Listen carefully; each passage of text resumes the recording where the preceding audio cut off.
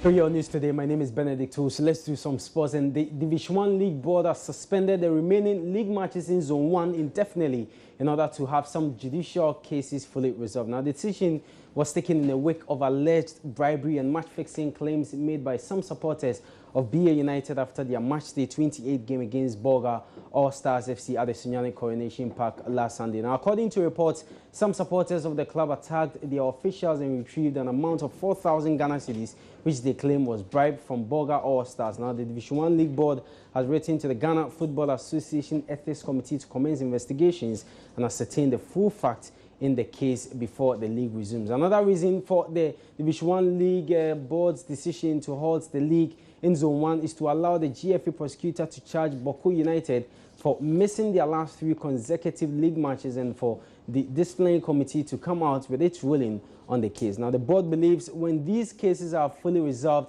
it will ensure a smooth and successful end to the season with the best club promoted to the elite competition, that's the Ghana Premier League. We'll move on, and this time we'll talk the Summer Olympics, and we'll get underway today in Rio. And as always, Ghana will be there. Now, Ghana will be competing in powerlifting, cycling, and high jump with Charles Taina, Ale Momuni, and Yusuf Adamu representing the nation. Now, the team is seeking to do better than the Olympic team who failed to win a medal at the Summer Games. But former Paralympian Bochoy Nkegbe says, with the poor preparations given our athletes, the country should not expect any medal.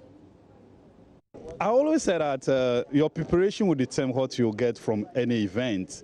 You know, looking at the able bodies, they went and they came back because they couldn't bring anything, and it should really show the preparation.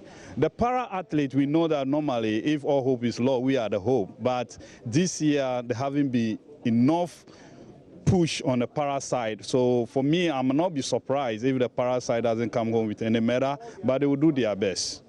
Every sport needs a support from the government. If you look at some of the record of some of the athletes we are going to compete with, they are putting millions of cedis to invest in athletes. Athletes start preparing straight after the Rio is over or straight after London is over. Last 4 years, we all saw it, what Right to Dream Sports Academy, they took 4 athletes and they all qualify. And this year, we have Ghana, all the athletes who are going, some of them fight on their own to be there. So this is where the government and our authority like the MPC, Association for Disabled Sports, need to be up and doing to make sure sports, I always say that sports is a job.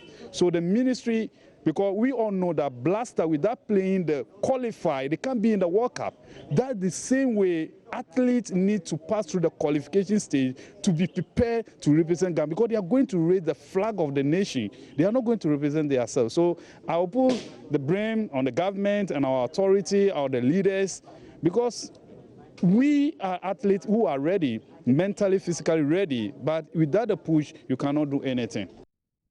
So we still stay with the Paralympic Games, and Thomas Bach, the president of the International Olympic Committee, will not be attending the imminent opening ceremony of the Games. Now, this is according to the local organizing committee. They've confirmed that instead he will be back home in Germany attending the state funeral of former West German President Walter Skil. At the media briefing at the Paralympic Village on Tuesday, Rio 2016 Communications Chief, but that's Mario Andrada, confirmed Bach's absence. This is the first time since 1984 that the incumbent president of the IOC has not been in attendance at the opening of the Paralympics, from which Russia will be banned, unlike at the Olympic Games. Although Bach will not be in Rio for the Games, the International Paralympic Committee confirmed that all 161 competing countries will as well travel grants finally come through for all national Paralympic committees.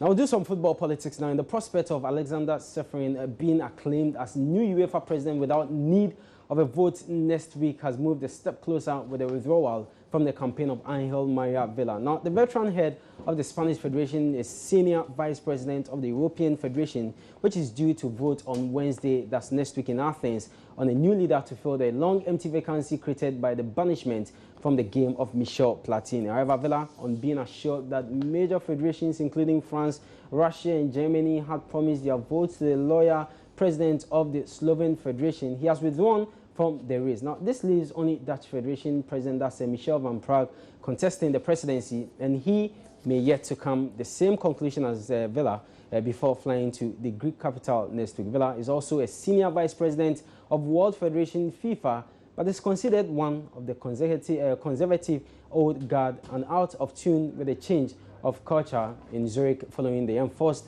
departure of his former Latin colleagues from South and Central America, as well as banning of ex-president Sepp Blatter.